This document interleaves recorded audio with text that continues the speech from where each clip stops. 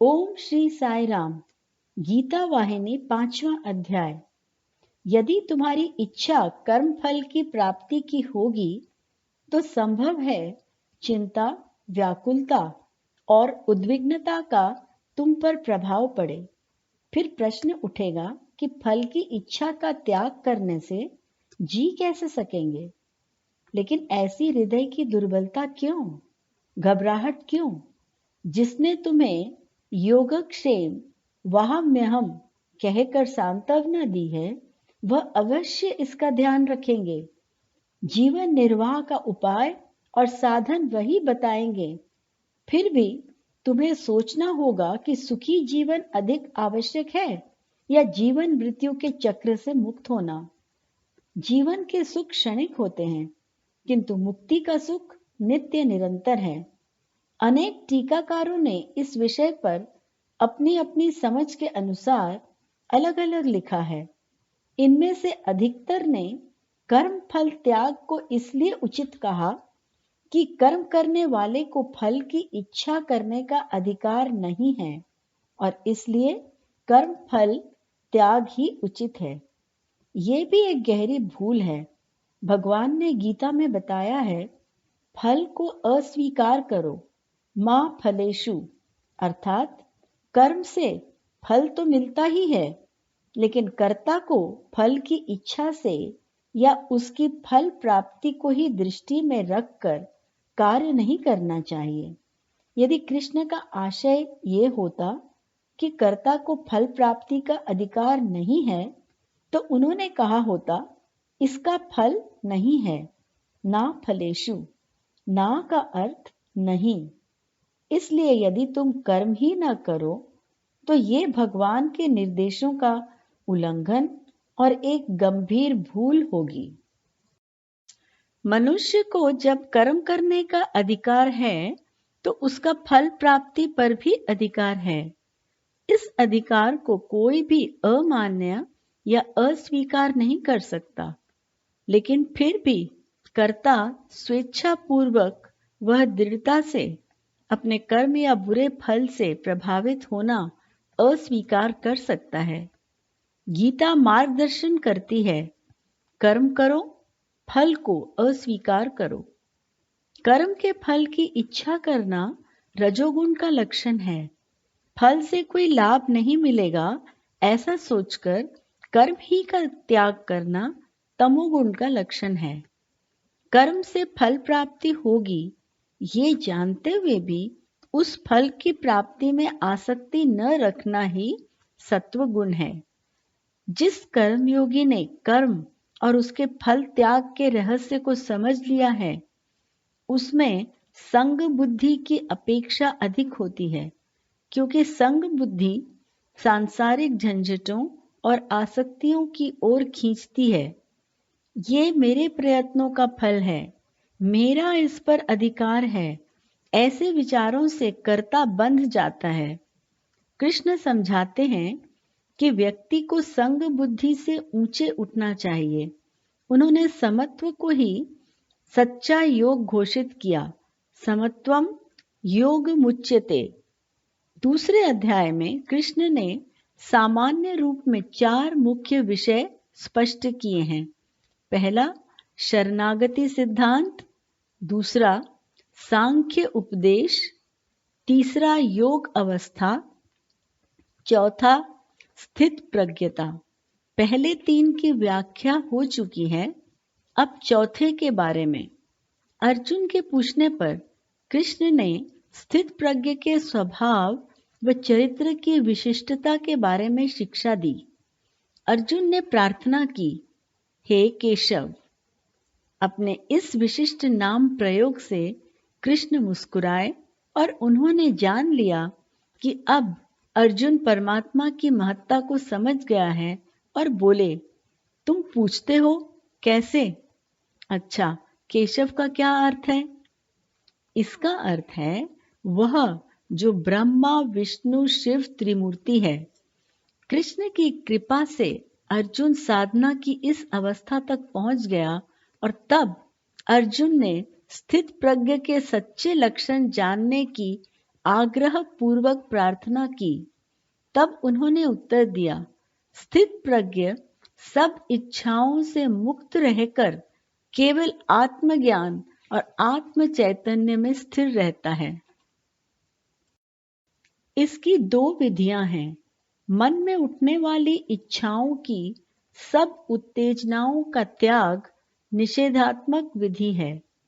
मन में नित्य निरंतर आनंद स्थिर रखना पूर्ण धनात्मक विधि है। निषेधात्मक क्रिया मन की बुराइयों और दुष्टता के सब बीज हटाने के लिए हैं।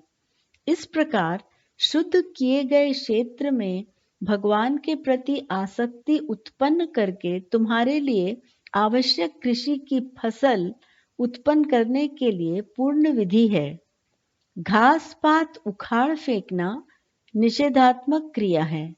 बाह्य पदार्थ विषयक संसार से इंद्रियों द्वारा प्राप्त सुख घास पात की तरह है। कृषि की उपज भगवान में आसक्ति है। मन इच्छाओं की गठरी है।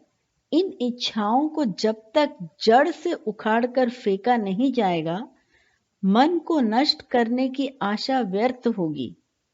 आध्यात्मिक उन्नति के मार्ग में मन ही बाधा पहुंचाता है।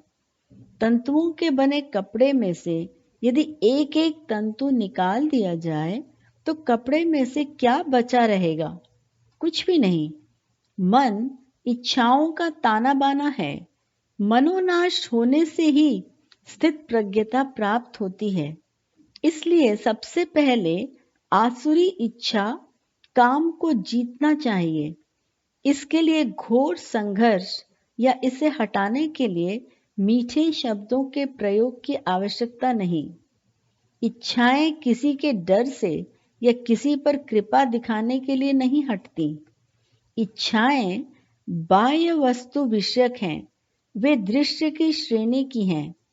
इन दृढ़ विश्वास पर कि मैं केवल दृष्टा हूं, दृश्य नहीं, स्थित प्रज्ञ अपने को मोह के बंधन से छुड़ा लेता है। इस प्रकार वह इच्छा पर विजय प्राप्त कर लेता है। मन की क्रिया का तुम बाहर से निरीक्षण करो, मन में लिप्त मत होवो। इस शिक्षा का यही अर्थ है। मनः शक्ति एक प्रबल विद्युत शक्ति की तरह है। इसको दूर से ही देखना चाहिए। इसको छूना या संपर्क में नहीं आना चाहिए। छू कर देखो, तुम्हारी राख बन जाएगी। इसी प्रकार संपर्क या मोह से मन को तुम्हें नष्ट करने का मौका मिल जाता है। तुम्हारा इससे दूर ही रहना अच्छा है। चतुराई से अपनी भलाई के लिए ही इसका उचित उपयोग करना चाहिए। जिस परम सुख में स्थित प्रज्ञ डूबा रहता है, वह उसे बाह्य वस्तुओं से नहीं मिलता और उसे बाह्य सुख की आवश्यकता भी नहीं है। आनंद प्रत्येक के स्वभाव का हिस्सा है। जिनके चित्त शुद्ध हैं, उन्हें आत्मा में आत्म साक्षात्कार द्वारा ही परम आनंद मिलता है। यह आनंद निज की कमाई है। यह प्रत्यक्ष है कि इसका अनुभव व्यक्ति स्वयं ही करता है। अर्जुन ये नहीं जानता था, इसलिए कृष्ण ने 56, 57 और 58वें श्लोकों द्वारा इस विषय को सरल तरीके से स्पष्ट किया। सुख या शोक का 3 प्रकार से सामना किया जाता है। पहला आध्यात्मिक, दूसरा आधि भौतिक, तीसरा आधि दैविक। सब जानते हैं कि पाप से दुख और सत्य कार्यों से सुख प्राप्त होता है। इसलिए अच्छे कार्य करने की और पाप न करने की सलाह दी जाती है। लेकिन जो स्थित प्रज्ञ है, उसे न तो दुख की पीड़ा और न आनंद का रोमांच अनुभव होता है। वह न तो किसी से घृणा करता है, न किसी से स्नेह। न वह दुख आने पर पीछे हटता है, न सुख प्राप्ति के लिए आगे लपकता है। जिन्हें आत्मज्ञान नहीं है, वही सुख आने पर प्रफुल्लित और दुख पड़ने पर मुरझा जाते हैं। स्थित प्रज्ञ हमेशा मनन, चिंतन या ध्यान में ही लीन रहता है उसे मुनि कहते हैं। उसकी बुद्धि स्थिर है क्योंकि इंद्रियां उसे परेशान नहीं कर सकती। यहाँ एक बात पर ध्यान देना आवश्यक है। साधना के लिए इंद्रियों पर विजय पाना अनिवार्य है और यही नहीं, जब तक बाह्य वस्तु विषयक संसार की ओर मन खिंचता रहेगा, इन पर पूर्ण विजय पाना कठिन है।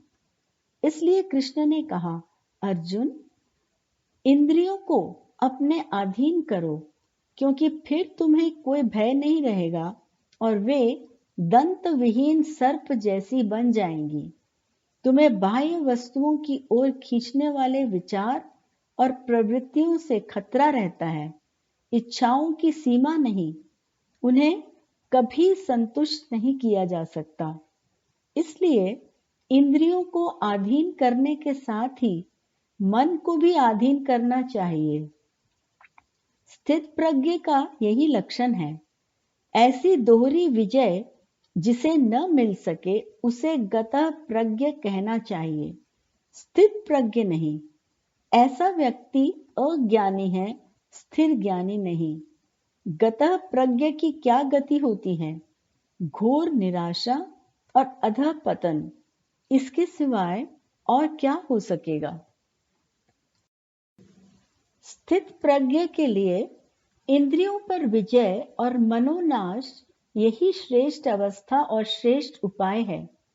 इंद्रिय और मन को जीतने के बदले यदि केवल मन पर विजय पा ली जाए तो भी पर्याप्त है, क्योंकि तब इंद्रियों पर विजय पाना आवश्यक नहीं रह जाता। यदि मन का वस्तु में मोह ही न हो तो इंद्रियों को कोई सहारा नहीं मिलेगा। भोगों के अभाव से आसक्त होकर वे नष्ट हो जाएंगे। प्यार और तिरस्कार के द्वंद्व का भी भूख और प्यास से अंत हो जाएगा। इस प्रकार होने से बाह्य सांसारिक संबंध टूट जाते हैं। इंद्रियां तब भी इससे प्रभावित रह सकती हैं, लेकिन जिसको आत्मज्ञान का सुख मिल चुका है, उसे कोई भी सांसारिक वस्तु कैसे शोक या आनंद दे सकती है। सूर्य के निकलने पर जिस प्रकार तारे फीके पड़कर लुप्त हो जाते हैं, उसी प्रकार आत्मज्ञान रूपी सूर्य के उदय होने पर शोक, घबराहट और अज्ञान लुप्त हो जाते हैं। मनुष्य के पास 3 मुख्य साधन हैं, मन, बुद्धि और इंद्रियां। इन तीनों में जब ऐक्य होता है और वे दूसरों का सहयोग पाते हैं, तब या तो वे व्यक्ति को अपने प्रवाह में डुबो लेती हैं या आत्मज्ञान द्वारा मुक्त करती हैं। कृष्ण जान गए कि अर्जुन ये जानने को आतुर होगा कि कौन किसके साथ कब सहयोग देगा और तब क्या क्या होगा। भगवान ने इसका उत्तर दिया, अर्जुन, जब मन इंद्रियों को सहयोग देता है, तब तुम ऐसे प्रवाह में आते हो जिसे संसार कहते हैं, और मन जब बुद्धि की आज्ञा अनुसार चलता है, तब तुम्हें आत्मज्ञान की प्राप्ति होती है। एक मार्ग संसार प्राप्ति को जाता है, दूसरा आत्म प्राप्ति को। बुद्धि को दृढ़ निश्चय होना चाहिए और मन को इसके निश्चय का दृढ़ता से पालन करना ही चाहिए। यही उपाय उचित है। पूर्णतया इंद्रिय निग्रह करना ही चाहिए। व्यक्ति की स्थित प्रज्ञता का यही प्रधान लक्षण है। इसलिए जब सबके लिए रात्रि होती है, स्थित प्रज्ञ जागृत रहता है, और जब सब जागृत रहते हैं, स्थित प्रज्ञ सोता है। शब्दानुसार इसका अर्थ होगा कि एक के लिए जो रात्रि है वह दूसरे के लिए दिन है। ऐसा कहना हास्यपद भी लगेगा और अर्थ ये निकलेगा कि स्थित प्रज्ञ वह है जो दिन में सोता है और रात में जागता है। लेकिन इस कथन का आंतरिक अर्थ बहुत गहरा है। इंद्रिय विषयक सांसारिक मामलों में साधारण मनुष्य बहुत सचेत रहता है। उनकी ऐसी सतर्कता जो कि इंद्रिय विषयक वस्तुओं का पीछा करने में रखी जाती हैं, उसे उनकी जागृति कहा है। लेकिन इसके विपरीत स्थित प्रज्ञ का ऐसे लगाव से कोई संबंध नहीं होता, तो इसे कहा जाए कि तब वह सोता है। सोने का अर्थ क्या है? इंद्रिय निग्रह से जो आनंद प्राप्त होता है, यही इसका अर्थ है। और जागृति क्या है? यहाँ जागृति का अर्थ है इंद्रियों द्वारा पराजित होना, उनकी सब मांगें पूरी करना। जब साधारण व्यक्ति इंद्रियों की मांग की पूर्ति में लगे रहते हैं, स्थित प्रज्ञ सोता है। दूसरे शब्दों में इसका अर्थ हुआ कि तुम यदि आत्मस्थिति को भूल जाओगे तो देह स्थिति में गिर जाओगे। आत्म चैतन्य से देह चैतन्य में दोबारा तुम्हारा पतन हो जाएगा। साधारण व्यक्ति के साथ यही होता है कि वह आत्म स्थिति के समय सोता है और देह स्थिति के समय जागता है। स्थित प्रज्ञ के साथ ऐसा नहीं होता। वह देह चैतन्य अवस्था में सोता है और आत्म चैतन्य की अवस्था में जागृत होता है। साधारण व्यक्ति जिसमें अत्यधिक सतर्क रहता है, ऐसे इंद्रिय विषयक संसार में वह भूले से भी जागृत न होगा। यही इसका आंतरिक अर्थ है। शब्दानुसार इसके अर्थ को सच माना जाए तो चोर, चौकीदार इत्यादि को ही स्थित प्रज्ञ नाम प्राप्त हो सकता है, क्योंकि ये सब रात में जगते हैं और दिन में सोते हैं। वही लोग जिन्होंने इच्छाओं की छाया तक नष्ट कर दी है और साधन मात्र बन गए हैं, शांति प्राप्त कर सकते हैं। कामना त्याग को ही विशिष्टता देकर कृष्ण स्थित प्रज्ञ का वर्णन समाप्त करते हैं। दूसरे अध्याय में माधव ने इस सांख्य योग की शिक्षा ऐसे दुखी मनुष्य को दी जो कि इस जीवन रूपी युद्ध क्षेत्र में आकर्षणों और प्रतिकर्षणों के बीच में भ्रमित हो, ये भी नहीं जानता कि किधर घूमे, कौन सा मार्ग ले। अन्य अध्याय इस उपदेश पर की गई व्याख्या की तरह है। कृष्ण ने कहा, अर्जुन, मनोनाश के लिए तत्पर हो जाओ। अपने आत्म तत्व में विलीन होने की तैयारी करो। शब्द, स्पर्श, रूप, रस, गंध, इन पंच तत्वों की श्रेणी से मन को वापस हटा लो, तब तुम स्थित प्रज्ञता प्राप्त कर लोगे। इस दूसरे अध्याय में 11वें से 30वें श्लोक तक आत्म तत्व को अत्यंत सरल ढंग से कृष्ण ने समझाया है। 39वें से 75वें श्लोक में उन्होंने परम तत्व अर्थात परमात्मा की प्राप्ति के लिए आवश्यक धर्म कर्म भाव की शिक्षा दी है। इस भाव का आधार कर्म योग है, जो पूर्व निर्दिष्ट समता बुद्धि में सन्निहित है। जय साई राम।